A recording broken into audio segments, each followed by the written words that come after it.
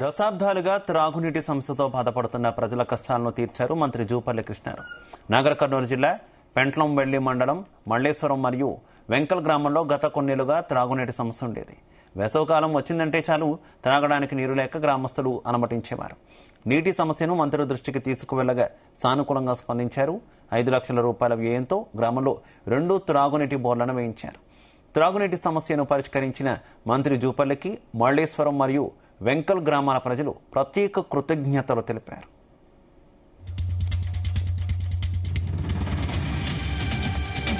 మల్లేశ్వరం వెంకల్ గ్రామ ప్రజలకు దశాబ్దాల తరబడి నీటి సమస్య ఉండడం వల్ల మా ప్రజాపాలన వచ్చిన తర్వాత మంత్రి జూపల్లి కృష్ణారావు గారి దగ్గరికి వెళ్ళి మేము వారికి విన్నవించడం జరిగింది.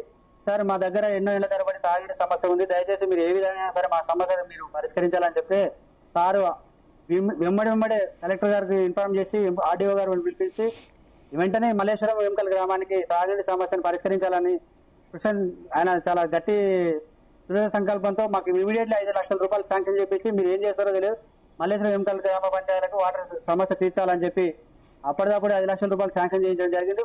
వారి ఆదేశానుసారం ఈరోజు మేము బోర్వెల్ నిలిపించడం జరిగింది. దేవుడి దయ వల్ల, కృష్ణారావు దయ వల్ల ఈరోజు మాకు నీరు కూడా పడడం జరిగింది. వెంటనే ఇంకొక బోర్ కూడా వేయించి 2 బోర్లు వేయించి మొత్తం వాటర్ సమస్య మేము పూర్తి పరిష్కరించే విధంగా ప్రయత్నం చేస్తున్నాం.